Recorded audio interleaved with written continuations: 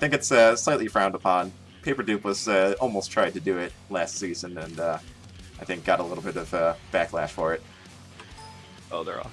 Well, I was thinking mutual commentary between me and Joe. Oh yeah, if you guys want to both meme in each other in the race between the two of you, I think that's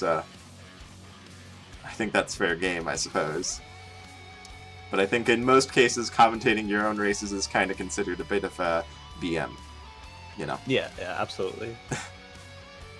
Anyway, pretty quick trapdoor and blood shop. Not the greatest blood shop ever. We're seeing Abu go for the kill on it while Echaen just buys the Frost Familiar and the torch. So that means Abu's going to come out -1 bomb plus this blood drum, which is going to let him just blood drum through this potion room, while Echaen kind of is forced to scoot around it because he wants to save his bombs. Yeah, I think you actually kill for that shop. Just because it's not great, you don't want to waste your health on a bad shop. It wasn't like he ended up gaining time too, which is not normal for killing the blood shop. But yeah, so Abu, thanks to that blood drum, losing some time fighting the shopkeeper, but immediately gaining it back and then some from what the blood drum allows him to do. Oh, but Echaen is going to get the Shrine of Sacrifice activated. Oh yeah, that's big. Last spear. I think out of the choices that were given, any one of those is a fair choice. Spear is like the pretty very standard, reliable choice there. Abu getting monkeyed there, but very wisely blood drumming to just instantly kill it and free himself, because otherwise I'm pretty sure he would have been dead to that yellow skeleton. Absolutely dead. Gonna be the first onto Fortissimo, but Echaen just right behind him. And definitely with a stronger weapon. Yeah, he's gonna be able to check purple here, which that could be really good ring, and then ooh, that's such a bad weapon. I'm sorry. It depends who you ask. No, specifically the obsidian variant of that weapon is a bad weapon. And I still think depending who you ask, I think Inknun, for instance, is a fan of any staff. No, he hates the glass one. I know that. I don't know about the obsidian one. Yeah, I suppose the glass is fair, because you want to be able to maybe tank a hit from a goofy warlock teleport. Yeah, absolutely. But yeah, the staff. I think the staff, honestly, is I'd say probably the weapon with one of the highest skill ceilings in the game. There's so much you can do with the staff, but it requires some really precise enemy manipulation. So Echaen pulled ahead. He saw a trapdoor and hit it. Yeah, that's the way to go. Glass spear, very reliable standard weapon. You can. I think Abu getting surprised by his Frost Familiar or something, and dropping the beat, losing his flawless against Death Metal.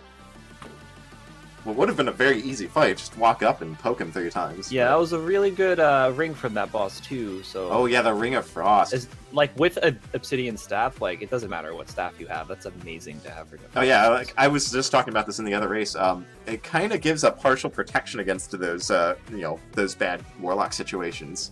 And that enemies that are in line with it and that are next to the warlock are going to get frozen when you hit the warlock, which means it's only stuff that's going to be horizontal or diagonal that's going to be burning his shovel.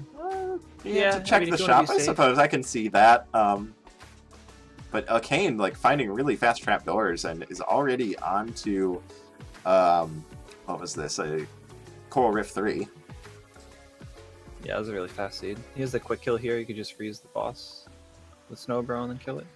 He did a little wrong, but freaking out. Just hit the guy. Hey, you've got Frost Ring. It's a 1-shot.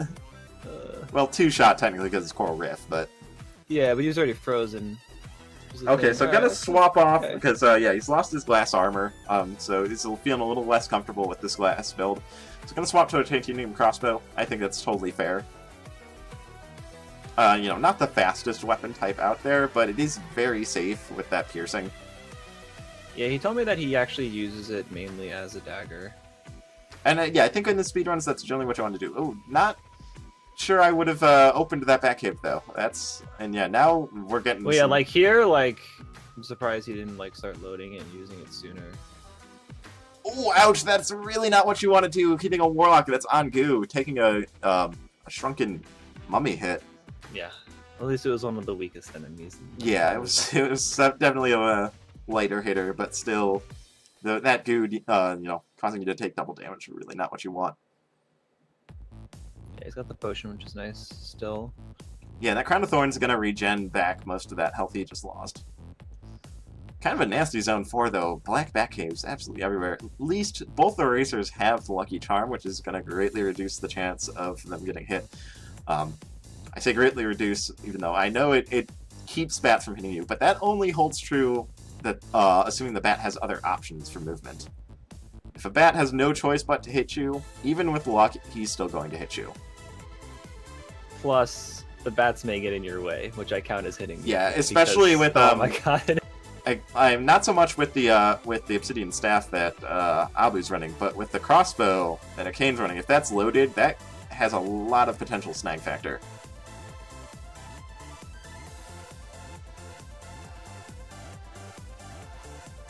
But yeah, this race is really close. Both racers on 4-3, both with pretty strong builds. Echaen should switch weapons, I think. Yeah, I would tend to agree, but he's going to stick with this crossbow. Looks like he's just going to treat it like a dagger, which I think is, a fair thing to do for Deep Blues here. Yeah, he's got the Ring of Frost, so it's going to be very quick. Just hit the guy. He's probably like, oh. Yeah, I think just like not his mind after that. Yeah, exactly. I think not really considering the fact that a freeze is a freeze. It doesn't have to be a freeze with Ring of Frost to grant the one-hit kill. Any kind of freeze is gonna let you kill things in one hit. Crossbow is really nice here. Being able to use the conduit from so far away. Oh yeah, you can snipe out enemies from ridiculous distances there. I don't really even have to worry.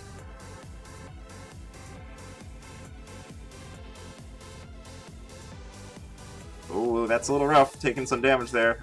He is so lucky he got hit by that white skull before the metronome hit him. Yeah, that's true.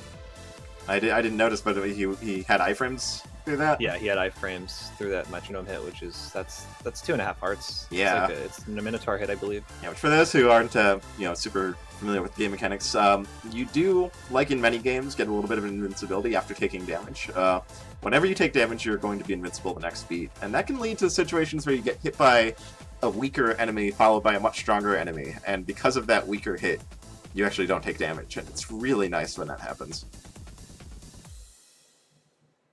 Abu cutting through zone 5 a bit here. He's going to catch up. Yeah, really nice read there. Maybe watching on the RTMP server, just cutting through the walls. Not something you tend to do on in zone 5.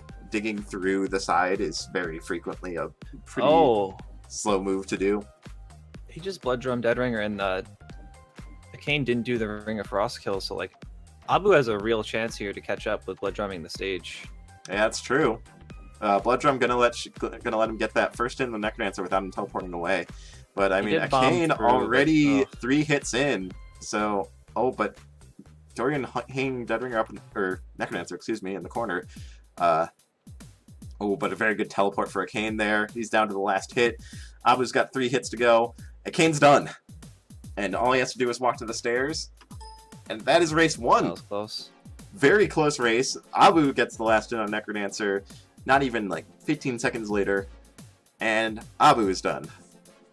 Very close race. I think Abu needed to blood drum through the stage entirely and not to use a single bomb, and he didn't do that. And that, I think if you're behind like that, you just need to do whatever you can, despite putting yourself at half a heart or something. Yeah. Very good time, 8:27. It's a pretty solid time with the the extra zone. I mean, as we all know, before the DLC, it was sub 8 was considered the kind of threshold for when you're a really strong racer is when you can pull off the consistent sub 8. But nowadays, I'd say that's more probably around the sub 930.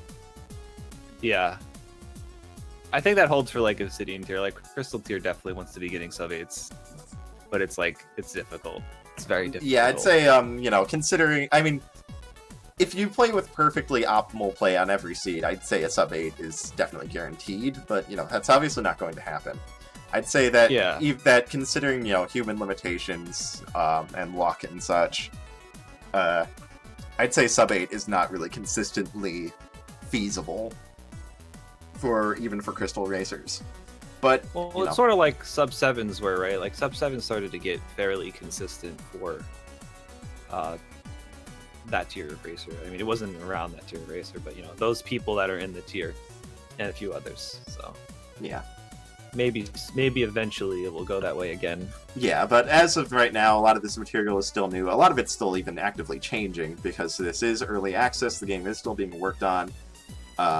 So how they both went the wrong way on 1-2. Yeah, but getting that blood shop though. Echaen taking the Circle of Telepathy, which Abu is electing to skip on. That item is too good. I think you have to. Yeah, I think I'm definitely more on board with Echaen's decision-making here.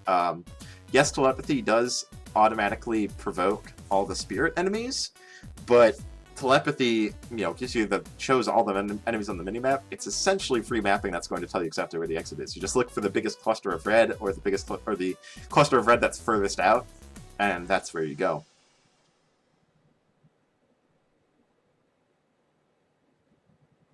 Although Echaen with a bit of a slow red dragon fight in this trapdoor, so Abu kind of off to a slight lead here.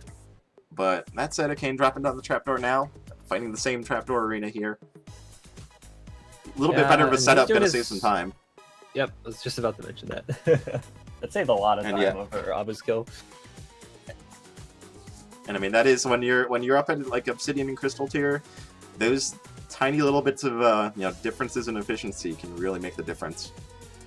So Abu's still holding on to that lead, but only barely. Oh my god! There's a Mezar charm, which would be super good for Echaen, but Echaen just going straight for the exit, so going to miss it. Really nice ring right there, but no way you can afford it. No way you can kill. Well, now with that bomb spell. Now you can kill. With that bomb spell, he can reduce himself to half a heart. Oh no, you could have bombed and just backed up twice and hit him twice. You did not need to bomb twice. Oh yeah, that's true. With the right item slot gone, you can just back up down. Okay, so now Echaen spotting that hidden shop there, finding the Conjurer, probably going to get some armor here. Only finding leather, not exactly what you want. Nothing. Just going to pop the carrot right away. The carrot gives, it's another new amplified item. It gives full mapping when you eat it, but just for that floor. Also heals one full heart. So Echaen obviously just wanted to get off of that half a heart that he was currently on. Going to get his Lucky Charm here. As I mentioned in the other race, Lucky Charm functions considerably differently, and it's really going to help him out considering the fact that he is low on health, because that Lucky Charm is going to guarantee that any crate that would have had a normal food item like apple, cheese, or drumstick is always going to have a ham. So there's they're on death metal the so same much health. Time. Oh yeah, neck and neck death metal, piercing saving a little time on darkness. So that's really big. Like, yeah, Echaen has telepathy. Oh my god. That is a tough decision. I don't think you take it if you're Echaen. Yeah, I think considering the low health situation, I think the piercing, it's not enough of a benefit over piercing to counteract the fact that courage in Zone 3 can be really scary. I'm just thinking on this weapon too, like, it's not super great with courage. Yeah, with courage weapons, you generally want weapons that are going to be taking out multiple enemies in one shot. Like long swords, flails, warhammers. Those are the ones that play the best with courage. Alternative. Echaen, I was gonna say he needs to bomb that, but then he bombed it on the wrong beat. That's a big choke. Oh okay, my god. Everyone get Jack of Games in here, because we have a spike trap death.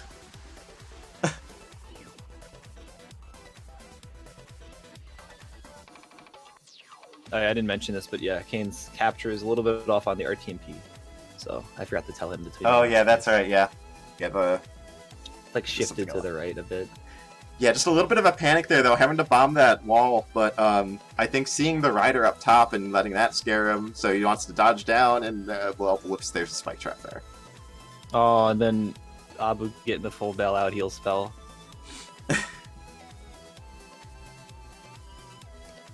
So yeah, now Abu with a pretty safe build, just a little bit of armor cushioning with that that leather armor there. Pretty solid, reliable weapon. Courage is going to give him a little bit of invincibility and a little bit of pushing power. Not that he really wants pushing power right now, considering that his opponent is 3 full zones behind. If I'm Abu, I'm probably looking for like a ring of regen or something. Definitely not that ring, that's for sure. It can be a ring of regen, maybe. Maybe.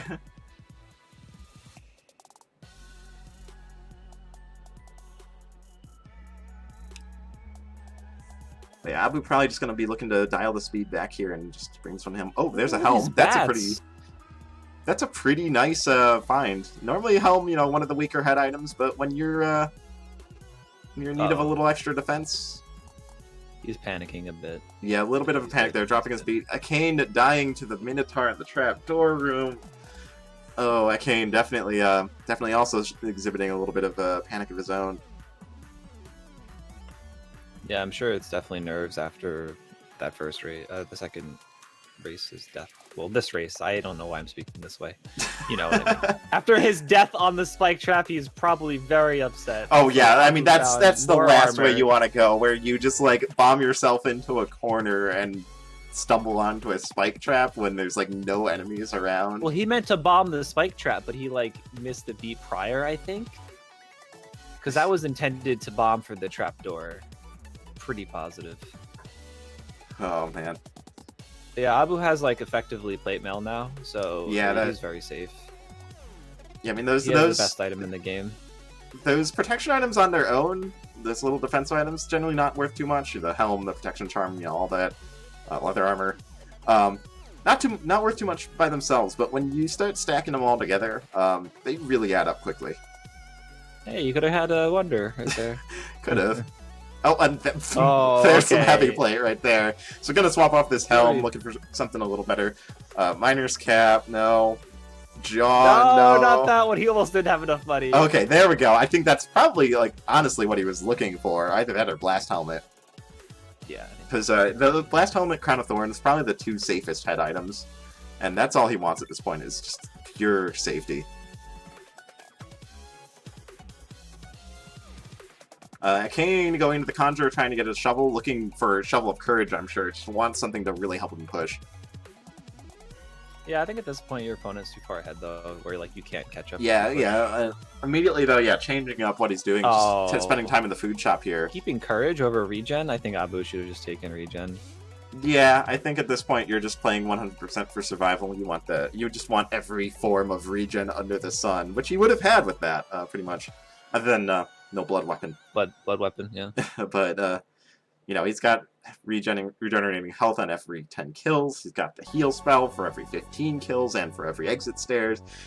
That's missing is that free heart every floor. Yeah, and in this particular zone, like those Crown of Thorns and heal are so good because you kill so many more enemies with these skulls. Yeah, the skulls and the wires, like you just get so many kills so quickly. Yeah, like right there, like took a hit, immediately down from like 8 kill counter to regenerated. And he's on a Deadbringer.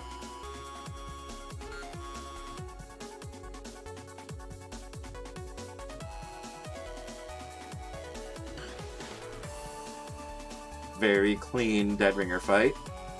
Could have even like dialed the speed back a bit and done lures, but I still think lures are unsafe. I mean, I guess with heavy plate and stuff, they're not unsafe, but like, I don't know. The longer I'm in that fight, the worse. Okay, making a very strong push here. Getting to, I think this is 3. Yeah, okay, that's his zone 3 boss within 3 minutes. Very fast time. Yeah, good seeded remembrance. Yeah. Plus, he picked up darkness and went with the courage route that time, so. But yeah, unfortunately, I think it's taking a little too long to shake off the tilt. Not death. Oh, Abu though Dorian's does have to be right now. really careful. Oh, and there's a red dragon. This is really scary for Dorian. Just, okay, yeah. Beheading that black skeleton. Wisely just parking Dorian outside the range of that bomb. There we go. That's going to be race number 2, going to Abu.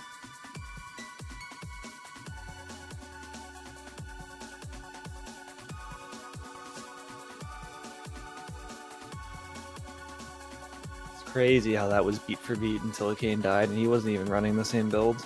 It was just similar in many ways. Yeah, this is a very close match between these two.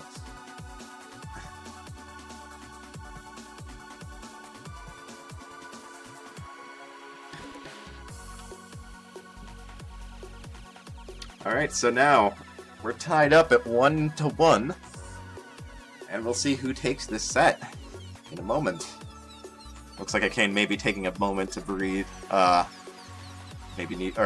Could be fixing his capture as well, because that's slightly off. Yeah.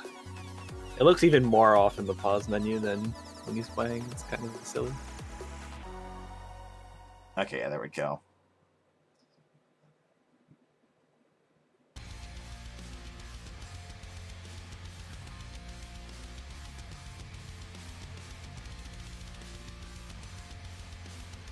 I think that's a little closer to correct. I don't think it's quite correct, but... If he's on OBS, I'm gonna tell him. Yeah, no, like, there's still black bars around the edge of his, To the left and right, or? I think to the bottom and to the right. I'm not sure. I saw it on the bottom, yes. Yeah, it's a little bit up over Abu's. Like, it might be missized slightly? I'm not sure. Yeah, because on OBS you can just right-click the source and fit the screen and center it and stuff. Well, at any rate, we're going off with race number 3. Last in this set. This is always a little bit ahead for me. Oh, he reset. Yeah, he reset.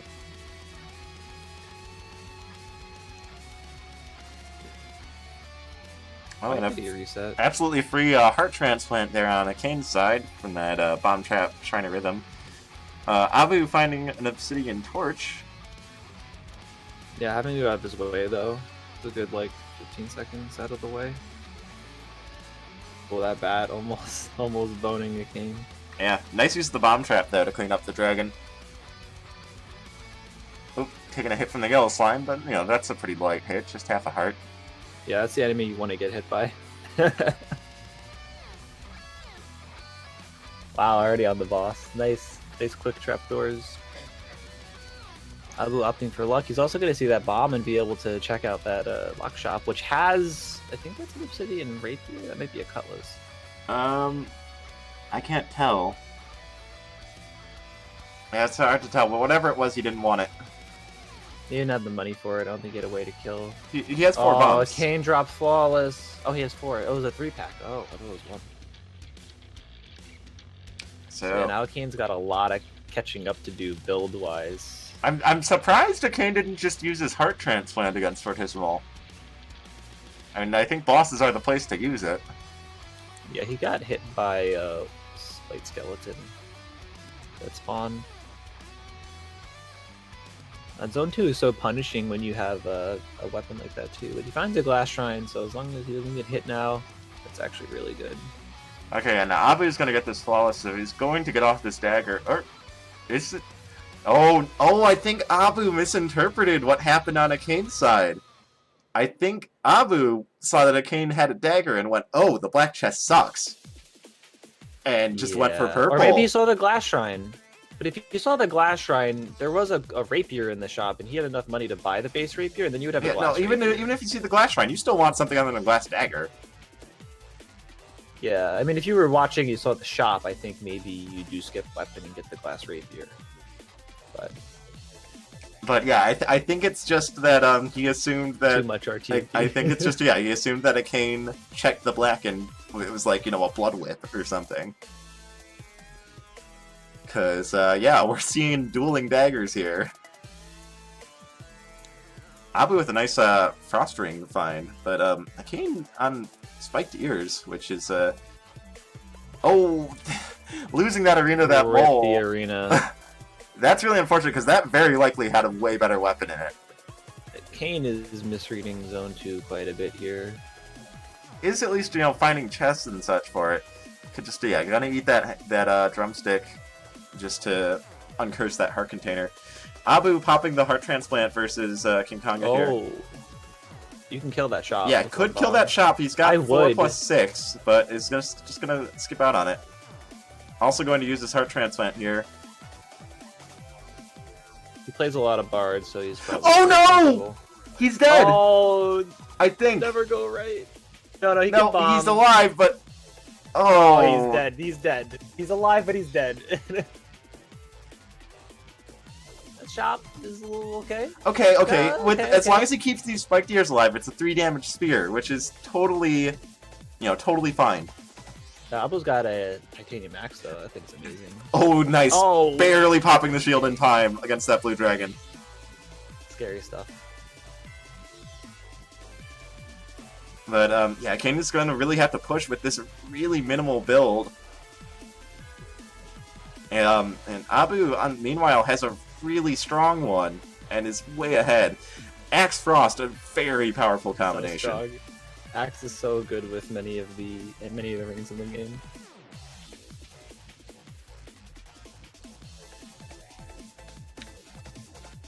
And the fact that Echaen is on these spiked ears means he has to really keep his beat together. If he drops any beats at any point, the race is likely as good as over, because 1 damage spear is not something you can really push with. Yeah, and Abu's looking real healthy too. He doesn't look like he's about to die. I mean, that could change in a second, though. He doesn't have any armor, except for the Hargreaves. Yeah, Hargreaves, again, one of those little pieces of side armor we were talking about last run, really doesn't accomplish much on its own. Okay, so Echaen checking black and getting glass rapier, one of the fastest weapons in the game, provided that he doesn't break it. Yeah, very important.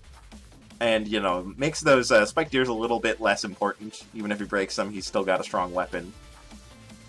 Finding some cheese in that gargoyle, though, so at least has the health to survive a hit, but... Is he gonna go for the cap here, you think? Going for the map? I'm not sure I would spend my only bomb to get a map. Oh, you got teleported. That could have been very bad. With a glass weapon, you never want to get teleported without protection. Oh yeah, that's for sure. It's almost probably worth just like popping that shield spell when you get grabbed. Yeah, absolutely. I mean, considering you've already cleared most of the floor, it's not likely you'll teleport into damage, and thankfully he didn't. But it is still on the cards.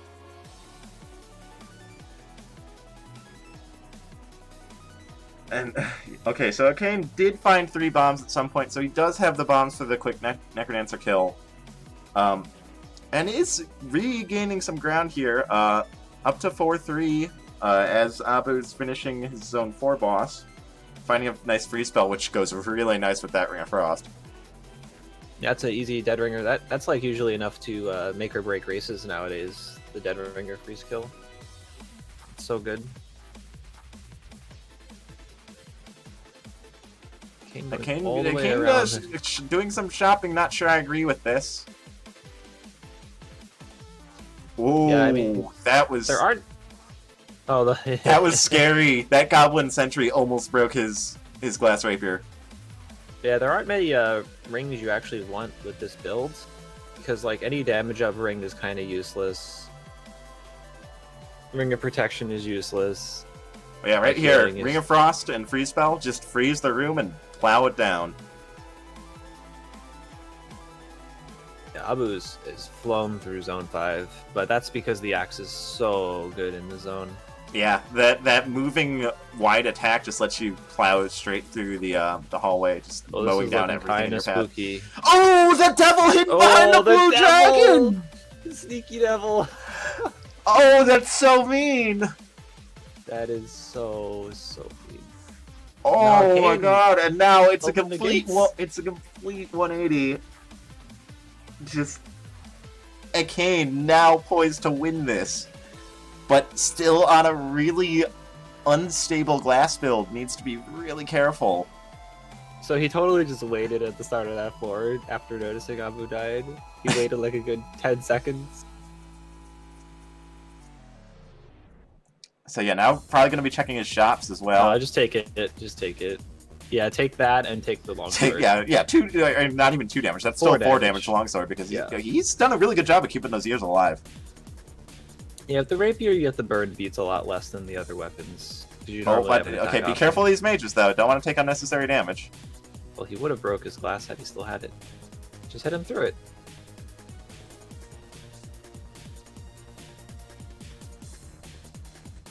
Is he gonna wait out the saw? I thought he was gonna wait out the saw. That is, I mean, it's on the cards. It's a pro strat. Does that cost you your headphones when the song ends, though? No, I don't think so. Because trapdoors don't cost your beat. As long as you're not, like, if you don't put any input in when you start the level, there's that sneaky devil that nailed Abu. And Echaen is on to Deadringer. With the, the strongest of all weapons, the base longsword. If he had kept his rapier, he would have got the quick kill here. Oh, going extra safe? I'm not quite sure I would say this was extra safe. It was a right side spawn, which is pretty inherently safe in its own. But, just full clearing the arena, I suppose. That's fair. Fine. Yeah, it's completely fine. And 5 bombs for this Necrodancer fight with a shield spell. Gonna be able to exploit the bug associated with the shield spell to get more or less infinite shield this fight. Could even just wait out a few beats to make the shield last longer. I'm surprised you didn't check the red chest. Like you wanna get a blast helm, hopefully, just in case. No reason not to. So yeah, just a quick explanation on the shield bug. There is a bug associated with the shield spell, and it's due to the way the game tracks the state of the shield spell. When you cast the shield spell, it just tags the beat up. Ooh, what is he? Why would you walk into that? It's okay, he's got it. Yeah, he's got it. That's scary stuff. That was oof. And that's it. Echaen wins the set 2-1.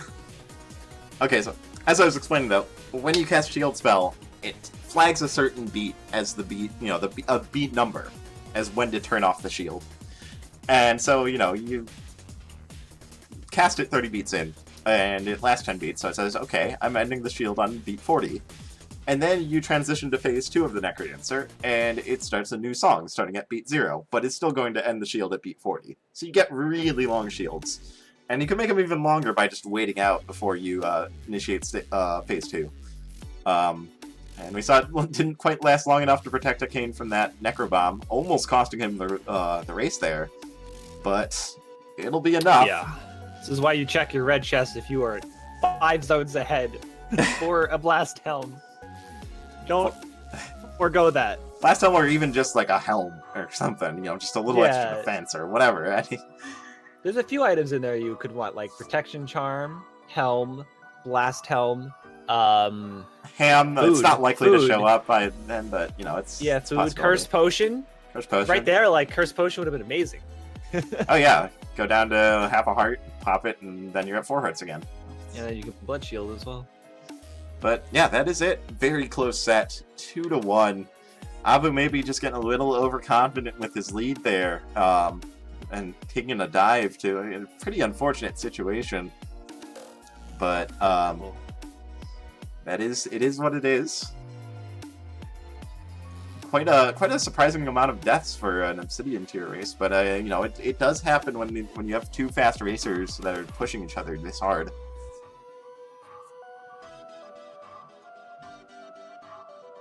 Yeah, it's like the start of the season too. I think a bunch of people are still very shaky on racing more competitively than just general Necrobot races and such. So anyway, there's still one more race that I will be casting for the day. That's going to be Naaman versus King Torture in the Titanium tier at 2 p.m. Eastern, so in about 25 minutes. Are you going to be around then? Yeah, if you want me to join you again, I'll hop in. Yeah, love to have you if you're available for it. All right, I'll hit you up, fam. Good luck with your Coda memes in between. I assume that's what you're doing. I'll probably play some Coda in the meantime. Okay. But yeah, I'll see you then. All right, see you.